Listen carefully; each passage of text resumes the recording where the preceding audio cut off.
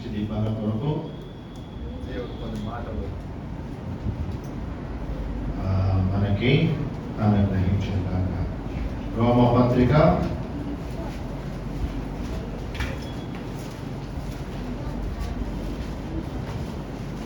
8వ అధ్యాయము 5వ వచనము 6వ వచనం నేనే చదువుతాను. శరీరానుసారులు శరీర విషయము మీద మనసుంతురు, ఆత్మానుసారులు ఆత్మ విషయం మీద మనసుంతురు.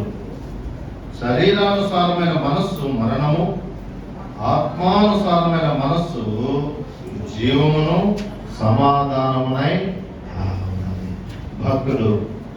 పౌలు భక్తుడు రోమపత్రిక రాస్తూ ఈ శ్రేష్టమైన తలంపులు ఏంటట, శరీరానుసారులు శరీర విషయముల మీద మనసు ఉంచుతారు.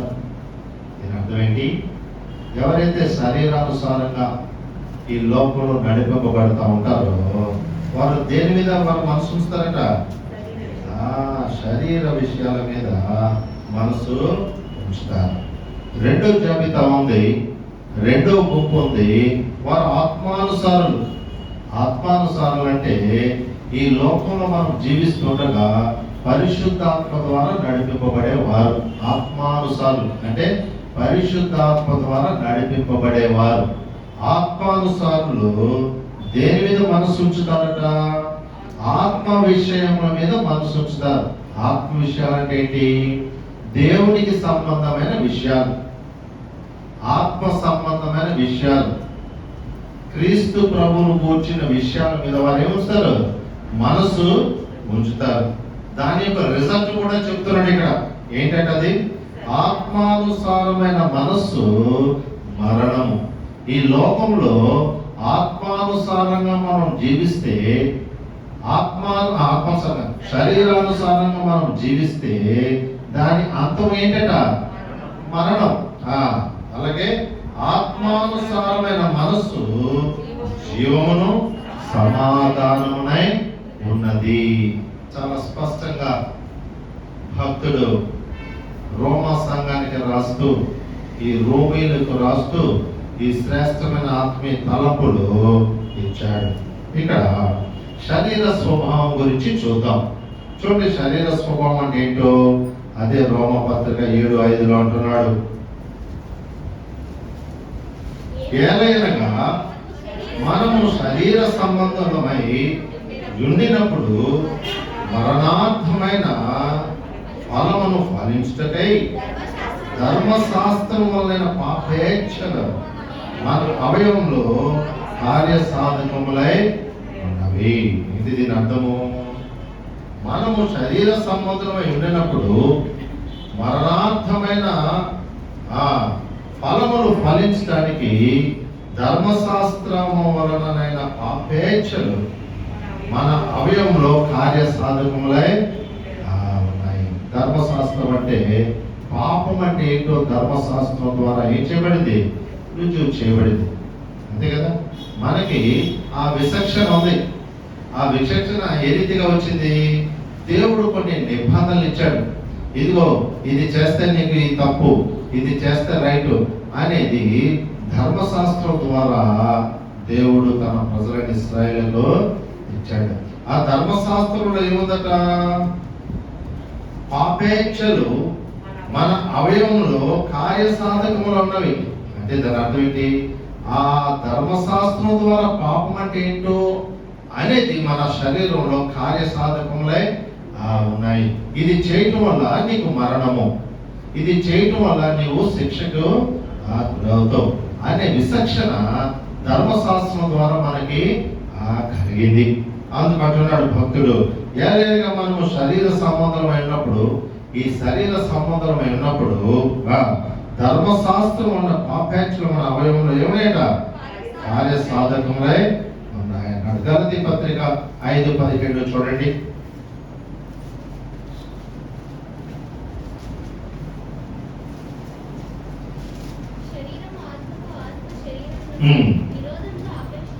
16 నుంచి చదువుదాం. నేను చెప్పున్నదేమనగా ఆత్మానుసారంగా నడుచుకోండి, అప్పుడు మీరు శరీరేచ్ఛలు ఏం చేయరు, నెరవేర్చరు. ఎప్పుడైతే మనల్ని మనము ఆత్మానుసారంగా నడుచుకోవడానికి మనం సిద్ధపరచుకుంటే మనము శరీరేచ్ఛలు మనం ఏం చేయము, నెరవేర్చము. మనము ఆత్మానుసారంగా నడుచుకోవడానికి మనం సిద్ధపరచుకోకపోతే, అయోమయం ఉంటే నీ శరీరం ఏ రీతిగా నడిపిస్తుందో ఆ రీతిగానే నడుచుకుంటా ఉంటున్నాడు. ఇక్కడ ఆత్మానుసారంగా నడుచుకుని అప్పుడు మీరు శరీరేచ్ఛలు ఏం చేయరు, నెరవేర్చరు. శరీరము ఆత్మకును ఆత్మ శరీరమునకును విరోధముగా అపేక్షించును. ఎప్పుడు మనలో ఈ పోరాటం ఉంటుంది. ఆత్మ శరీరానికి, శరీరం ఆత్మకు ఎప్పుడు ఏం చేస్తుందట, అపేక్షిస్తుంది. అంటే అపోజ్ చేస్తూ ఉంటుంది. మనం చేసే ప్రతి పని ఆత్మ ఏం చేస్తుంది, దాన్ని ఖండిస్తూ ఉంటుంది. ఆ పోరాటం మనలో ఉంటుంది. నువ్వు ఏదైనా వ్యతిరేకమైనది, దేవునికి వ్యతిరేకమైనది ఏదైనా చేస్తావనుకో, నీ మనసులో సమాధానం ఉండదు. నీ మనసులో ఏముంటది, పోరాటం ఉంటది. ఇదిగో నువ్వు తప్పు చేసావు, పరిశుద్ధ దేవుడు నేను ఏం చేస్తూ ఉంటాడు, ఆత్మ నిన్ను హెచ్చరిస్తూ ఉంటది, నేనేం చేస్తుంది, ఒప్పింప చేస్తూ ఉంటది. అందుకే ఇక్కడ అంటున్నాడు, ఏమంటున్నాడు, శరీరము ఆత్మకును ఆత్మ శరీరమునకును విరోధముగా అపేక్షించును.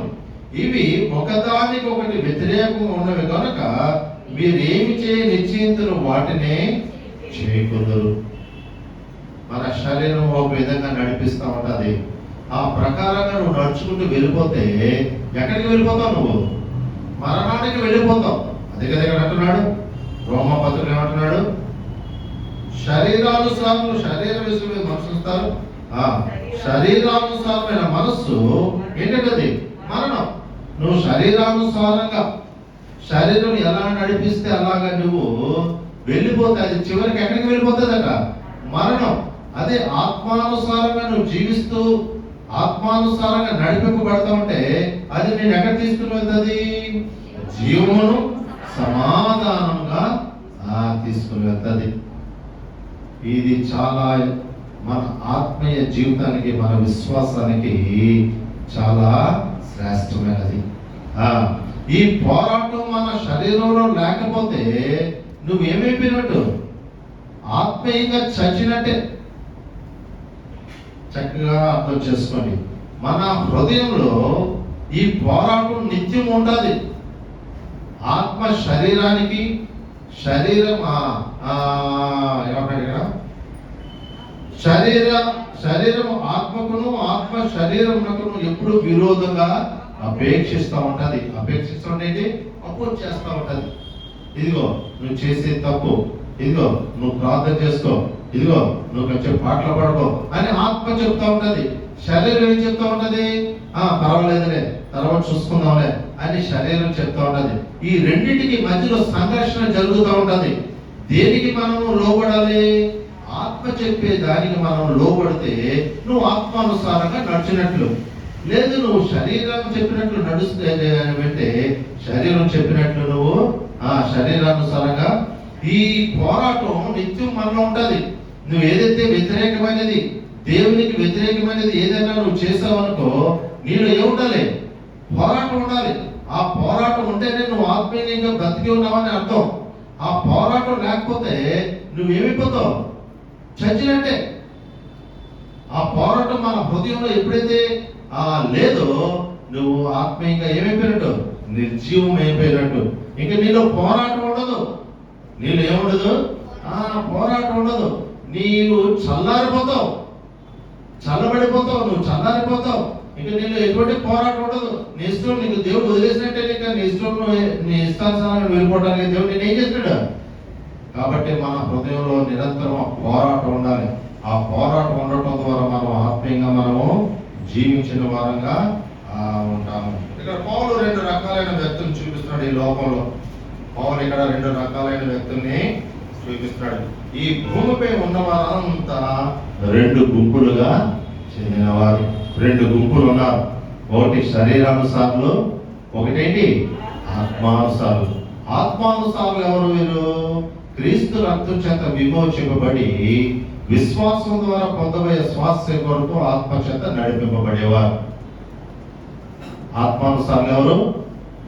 విశ్వాసం ద్వారా ఏదైతే మనం నిరీక్షణ కలిగి ఉన్నామో, ఏదైతే గురి కలిగి ఉన్నామో, ఏదైతే క్రీస్తులు మనం పొందబోయే స్వాస్థ్యం కొరకు ఆయన ఆత్మ ద్వారా నడిపింపబడేవారు ఆత్మానుసారులు. శరీరానుసారులు వారికి తోచినట్లు నడిచేవారు శరీరానుసారులు. ఇక్కడ లోకంలో ఎన్ని గుంపులు ఉన్నాయి? రెండు గుంపులు. ఒకటి శరీరానుసారులు, ఒకటి ఆత్మానుసారులు. మనం ఏ జాబితాలో ఉన్నామో మనం పరీక్ష చేసుకుందాం. ఎందుకంటే వాళ్ళు ఎదుర్కొన్నాం కదా, మనం ఏ జాబితాలో ఉన్నామో మనం ఏం చేసుకోవాలి? పరీక్ష చేసుకోవాలి. నువ్వు ఆత్మానుసారంగా నడుచుకుంటున్నావా? దేవుని చిత్తాన్ని నెరవేర్చేవాడుగా ఉంటావు. నువ్వు శరీరానుసారంగా నడుచుకుంటున్నావా? నీ శరీరానుసారంగా నడుచుకుని ఆ మార్గం ఎక్కడికి వెళ్ళిపోతుంది? మరణానికి వెళ్ళిపోతాయి. అవిశ్వాసుల మనసులోకి శరీర స్వభావం తన కోరికలన్నింటినీ ప్రవేశపెడతాది. అవిశ్వాసులు అంటే ఎవరు? ఒకటి, ప్రభుని ఎరగనటువంటి వారు. అవిశ్వాసులు అంటే ఎవరు? అన్యులు, ప్రభువుని ఎరగనటువంటి వాడు. రెండో గుంపు కూడా ఉంది అవిశ్వాసుల్లో. వాళ్ళు ఎవరు? వారు ప్రభువును వెంబడిస్తూనే ఆయన శక్తిని గ్రహించలేని వారు కదా. మీరు పోయినసారి చెప్పారు, పరిసయ్యులు ఉన్నారు. వారు ప్రభువును వెంబడించేవారు కానీ వారు ప్రభు యొక్క శక్తిని ఏం చేయలేకపోయారు? గ్రహించలేని వారు. ప్రభుని విమర్శిస్తూ ఆయనను వెంబడించేవారు. ప్రభుని వెంబడించేవారే వారు కూడా. కానీ వారు ఏం చేయలేకపోతున్నారు? ప్రభు యొక్క శక్తిని ఏం చేయలేకపోతున్నారు? గ్రహించలేని స్థితిలో ఉంటున్నారు. అవిశ్వాసుల మనస్సులోకి శరీర స్వభావము తన కోరికలన్నిటిని ఏం చేస్తుంది? ప్రవేశపెడతాది. ఎవరైతే అవిశ్వాసం ఉంటారో వారి హృదయాల్లోకి శరీరము తన కోరికలన్నిటిని ఏం చేస్తుంది? ప్రవేశపెట్టి ఆ రీతిగా నేను నడిపిస్తా ఉంటుంది. రెండోది, వారు ఆ ప్రకారంగా నడుచుకుంటారు. దేవుని ఆత్మ, పరిశుద్ధాత్ముడు తన విధానాలను విశ్వాసుల మనసులోకి ప్రవేశపెడతాడు. రెండో గుంపేది ఆత్మానుసారంగా నడుచుకునేవారు. ఈ ఆత్మానుసారంగా నడుచుకునే వారి హృదయాల్లో పరిశుద్ధాత్మ దేవుడు తన విధానాలు, తన స్వభావాన్ని ఏం చేస్తుంది? ప్రవేశపెడుతుంది.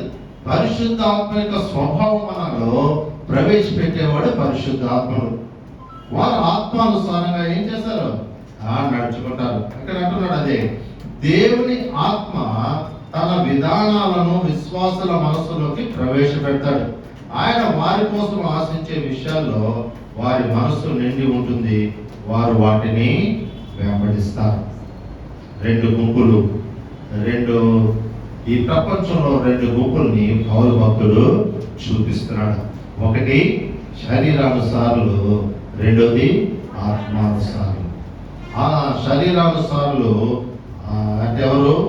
అవిశ్వాసుల మనస్సులోకి శరీర స్వభావం తన కోరికలన్నింటినీ ఏం చేస్తుంది? ప్రవేశపెడుతుంది. అర్థమవుతుందా మీకు? అవిశ్వాసుల మనసులోకి ఏం చేస్తుంది?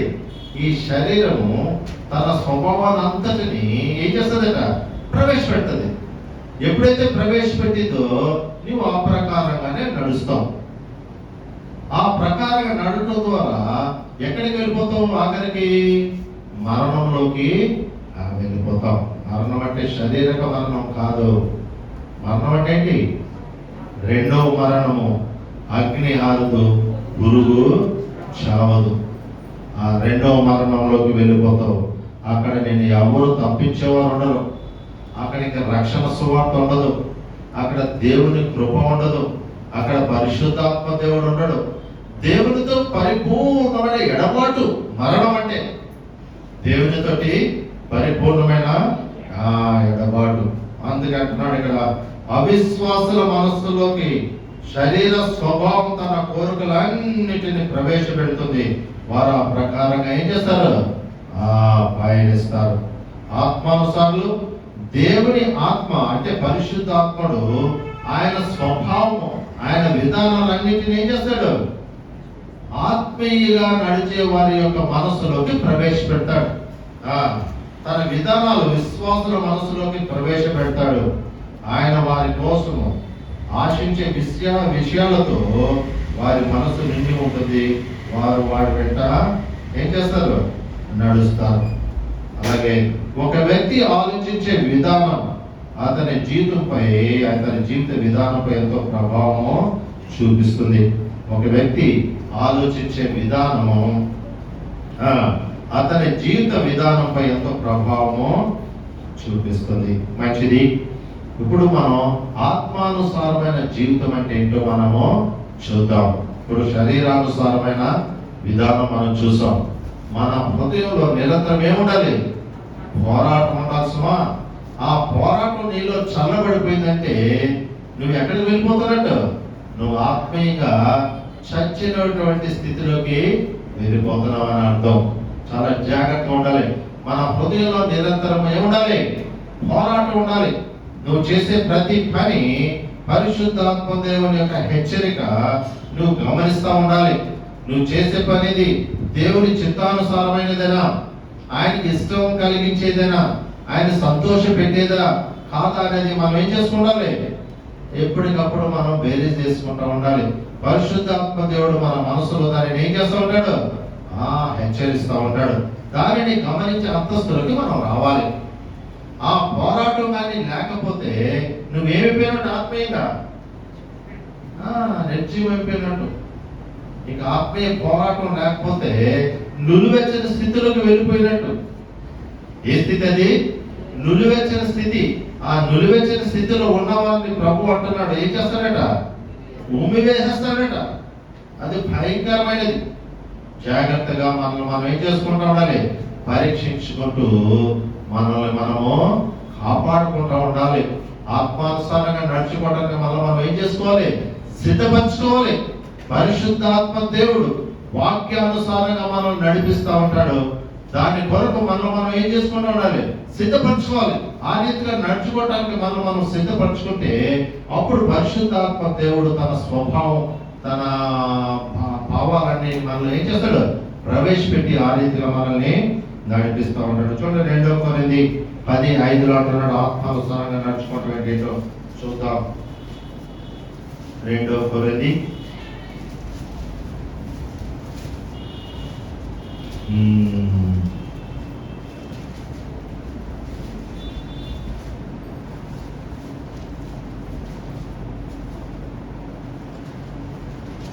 తీసారా?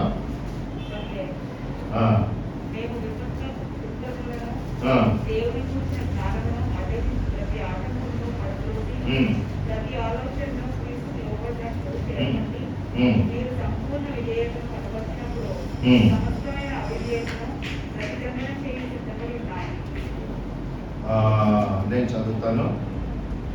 మేము విపత్కరములను దేవుని కూర్చిన జ్ఞానమును అడ్డగించు ప్రతి ఆటంకమును పడద్రోసి ప్రతి ఆలోచనను క్రీస్తుకు లోబడినట్లు చెరపట్టబడి ఉన్నాము అంటున్నాడు భక్తుడు. తన అనుభవాన్ని చెప్తూ అంటున్నాడు ఏంటట? క్రీస్తు ద్వారా అంటే ఆత్మచేత నడిపింపబడటం ఏంటి? వీరు తన అనుభవాన్ని చెప్తూ ఏమంటున్నారు? వారు ఎలా ఉన్నారట? మేము విపత్కరములను దేవుని కూర్చిన జ్ఞానమును అడ్డగించు ప్రతి ఆటంకాన్ని ఏం చేస్తున్నాడు? పడదోస్తున్నారట. మన హృదయములో దేవుని కూర్చిన ఏమంటాడు కదా?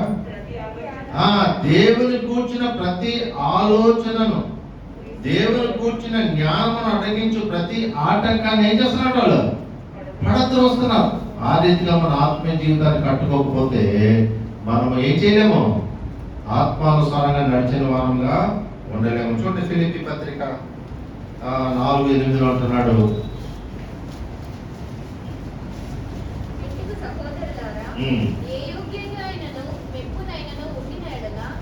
ఏవి సత్యమైనవో, ఏవి మాన్యమైనవో, ఏవి న్యాయమైనవో, ఏవి అపవిత్రమైనవో, ఏవి పవిత్రమైనవో, ఏవి రమ్యమైనవో, ఏవి ఖ్యాతి గలవో వాటి మీద ధ్యానం ఉంచుకొనండి. మరియు మీరు నా వలన ఏవి చేర్చుకొని అంగీకరించుదురో, నా యందున్నట్టుగా ఏవి విందురో, ఏవి చూచుదురో అట్టి వాటిని చేయుడి.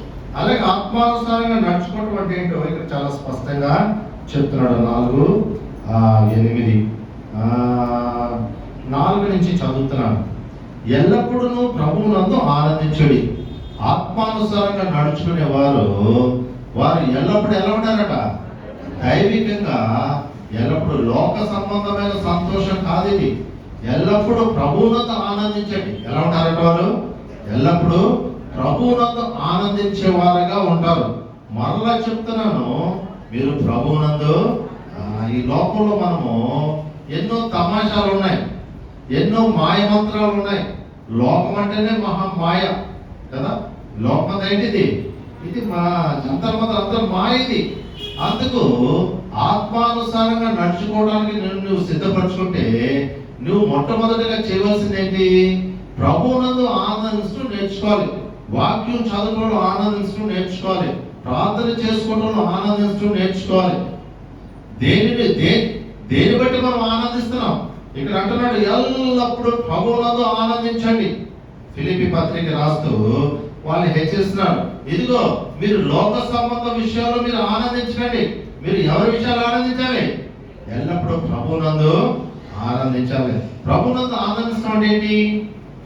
నీ ఉన్న సమయాన్ని అంతటిని దేని వరకు వెచ్చించాలి? పాటలు పాడటంలో ఆనందిస్తూ ఉండాలి, వాక్యం చదువుకోవడంలో ఆనందిస్తూ ఉండాలి, ప్రార్థించడంలో ఆనందిస్తూ ఉండాలి. ఆ రీతిగా మన సమయాన్ని దేవుని వరకు ఏం చేస్తాలి? గడపటానికి మనము సిద్ధపరచుకుంటే ఆత్మానుసారంగా మనం ఎలా ఉంటాం? జీవంతో ఉంటాం మనం. అదే కదా ఇక్కడ అంటున్నాడు, ఎల్లప్పుడూ ప్రభువునందు మరలా చెబుతున్న ఆనందించుడి. మీ సహనమును సకల జనులకు తెలియబడనీయుడి. ప్రభు సమీపంగా ఉన్నాడు. దేని గురించి చింతపడకుడు గాని ప్రతి విషయంలో ప్రార్థన విజ్ఞాపనల చేత కృతజ్ఞతాపూర్వకంగా మీ విన్నపాలు దేవునికి తెలియజేయండి. ఆ రీతిగా మన ఆత్మీయ జీవితాన్ని కట్టుకుంటూ ఉండాలి. అప్పుడు సమస్త జ్ఞానములకు మించిన దేవుని సమాధానము యేసు క్రీస్తు వల్ల మీ హృదయములకు మీ తలపులకు కావలి ఉండను. ఇప్పుడు అంటున్నాడు, మెట్టుకు సహోదరులరా, ఏ యోగ్యత అయినను మెప్పైనను ఉండిన ఎడల మీరు చాలా జ్ఞానంగా ఉండాలి. మీకు ఏదైనా మెప్పు కానీ యోగ్యత కానీ కలిగినప్పుడు అది సత్యమైనవు, మాన్యమైనవు, అవి న్యాయమైనవు, ఏవి పవిత్రమైనవో, ఏవి రమ్యమైనవో, ఏవి ఖ్యాతి గలవో వాటి మీద ధ్యానం ఉంచండి.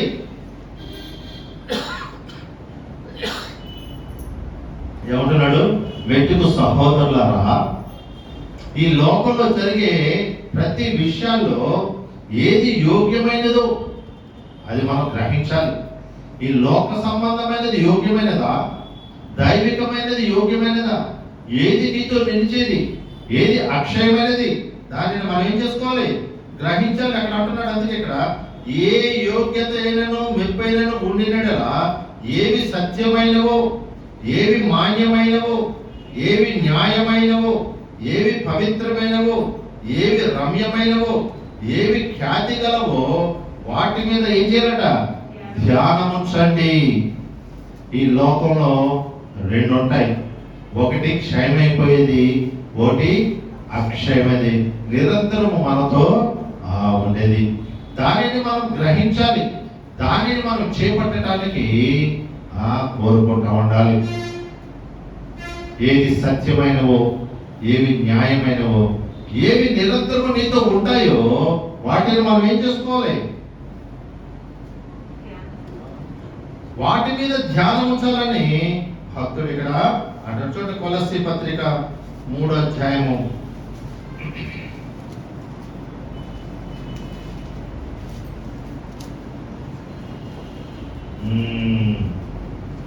15 నుంచి చదువుదాం. ఆత్మానుసారంగా నడుచుకునే వారు ఏ రీతిగా ఈ లోకంలో ఉంటారనేది మీకు చూపిస్తున్నాను. శరీరానుసారంగా వారు నడుచుకుంటారు. వారు ఎక్కడికి వెళ్ళిపోతారు? వారు ఈ శరీరానుసారంలో 2 గుంపులు ఉన్నవాడు అన్యులు, అంటే దేవుని ఎరగనటువంటి వారు. ఇంకో గుంపు ఏది? ప్రమాదకరమైనది. వారు ప్రభువును అనుసరిస్తూనే ప్రభు యొక్క శక్తిని వారు ఏం చేయలేకపోతారు? గ్రహించలేని వారు. అటువంటి జాబితాలో మనం ఉన్నామేమో మనం ఏం చేసుకోవాలి, పరీక్షించుకుంటా ఉండాలి. చూడండి కొలస్సీ పత్రిక 3:15 నుంచి చదువుతాను. క్రీస్తు అనుగ్రహించు సమాధానము మీ హృదయములలో ఏలచుండనీయుడి.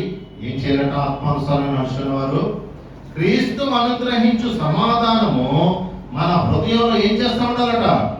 పరిపాలన చేస్తా ఉండాలి.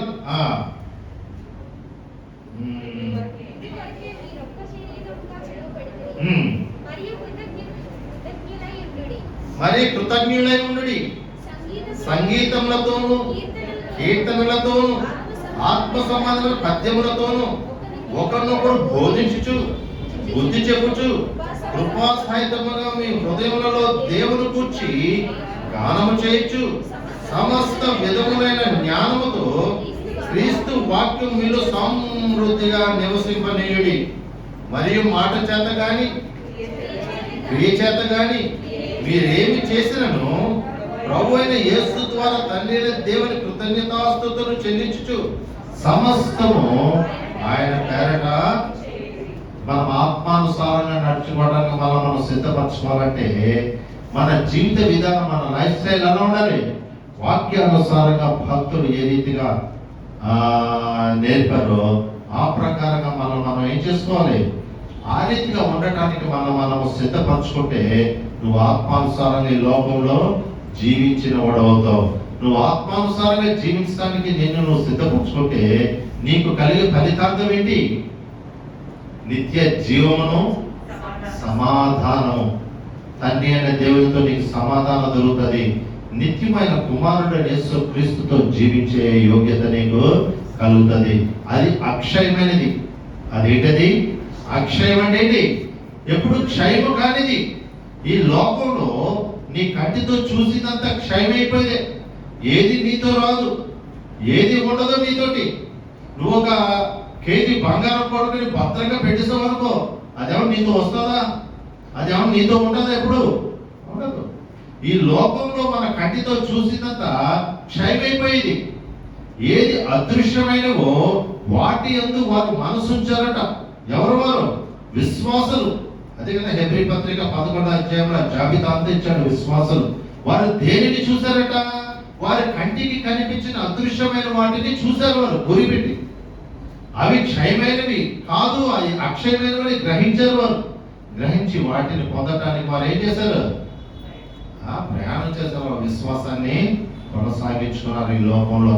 ఇక్కడ మరోసారి చదవండి.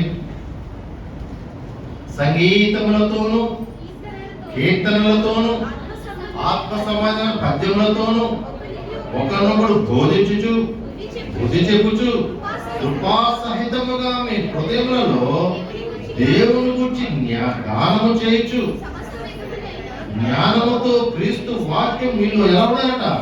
సమృద్ధిగా నివసింపనీయండి. మరియు మాట చేత గాని క్రియ చేతనే గాని మీరేమి చేసిన ప్రభుని యేసు ద్వారా తండ్రి అయిన దేవునికి కృతజ్ఞతాస్తుతులు చెల్లించండి. అలాగే ఆఖరిగా కీర్తన 1:2 అంటున్నాడు. భక్తుడు ఏమంటున్నాడు?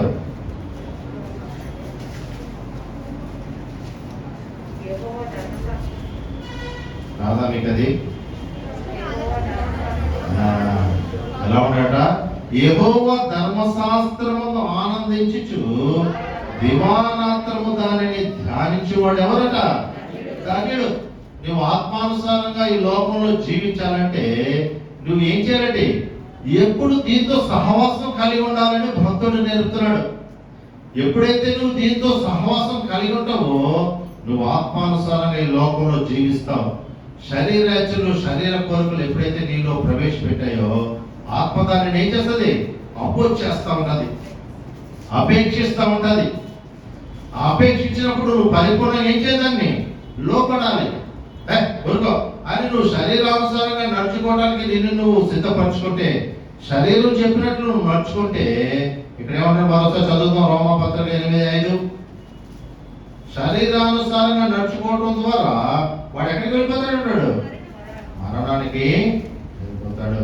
అలాగే ఆత్మానుసారంగా నడుచుకోవడం ద్వారా వాడు ఎక్కడ వెళ్తాడు? జీవమును ఆయనకి సమాధానము దొరుకుతుంది. మనం బల్ల ఎదుర్కొన్నాం. మన ఆత్మీయ స్థితి ఏ రీతిగా ఉంది? ఆత్మీయ స్థితి నీకు చల్లబడిపోయిందా? అవన్నీ పెద్దలే, శరీరం ఎలా నడిపిస్తానో వెళ్ళిపోతున్నారా? నీకు తెలియకుండానే శరీరము తన స్వభావాన్ని నీలో ప్రవేశపెడుతుంది. నువ్వు దానిని గ్రహించకపోతే ఆ ప్రకారంగా నువ్వు వెళ్ళిపోతా ఉంటావు. నీకు అదే ఉంటుంది, అదే నీకు సుఖంగా ఉంటుంది, అదే ఇది హిత్తే అనుకుంటా ఉంటాం. జాగ్రత్తగా గమనించిన ఆత్మదేవుడు మనల్ని హెచ్చరిస్తున్నాడు. నువ్వు శరీరానుసారంగా నడుచుకుంటే నువ్వు ఎక్కడికి వెళ్ళిపోతుంది? అది ఎక్కడ తీసుకుని వెళ్తుంది? మరణానికి తీసుకుని వెళ్ళిపోతుంది. అక్కడ ఏడుపును ఏముంటదట? నిరంతరము యాతన, బాధ. ఆ స్థితి నుంచి విడిపించడానికి దేవుడు ఒక శ్రేష్టమైన సంకల్పమైన కుమారుడు యేసుక్రీస్తును చేశాడు. మనం ఆత్మానుసారంగా నడుచుకోవడానికి మనం సిద్ధపరచుకుంటే అది ఎక్కడికి తీసుకువెళ్తుంది? జీవానికి, సమాధానానికి అది నిన్ను తీసుకుని వెళ్తుంది. ఏది కావాలో మనం ఇప్పుడే ఏం చేసుకోవాలి? నిర్ణయించుకోవాలి. మనం ఆత్మానుసారంగా నడుచుకోవడానికి మనం సిద్ధపరచుకుంటే అది నీకు నిత్య జీవానికి నడిపిస్తుంది. నువ్వు శరీరానుసారంగా ఈ లోకంలో నడుచుకోవడానికి నువ్వు సిద్ధపరచుకుంటే అది మరణానికి నేను తీసుకుని వెళ్ళిపోతుంది. మనం ఎదుగుతున్నాం. మనం ఏం చేసుకోవాలి? పరీక్ష చేసుకుందాం. ఒక నిమిషం, నేను శరీరానుసారంగా నడుచుకుంటున్నానా? నాకు తెలియకుండానే శరీరం ఏ రీతిగా నడిపిస్తే ఆ రీతిగా నడుచుకుంటున్నానా? లేకపోతే నేను దాంతో పోరాడుతున్నానా? మనలో ఏముండాలి? పోరాటం ఉండాలి. ఆ పోరాటం లేకపోతే నువ్వు దేంట్లోకి వెళ్ళిపోతావు? నిలువెచ్చని స్థితిలోకి వెళ్ళిపోతావు. అది చాలా ప్రమాదకరమైనది. ఆ నిలువెచ్చని స్థితిలో నీకేం అర్థం కాదు. అయోమయంగా చూడు, ఏదైనా ప్రవాహం చూడు, కొట్టుకుపోతావు. చూడు, అయోమయంగా కొట్టుకుపోతావు. ఆడేది కొట్టుకుని పోతావు.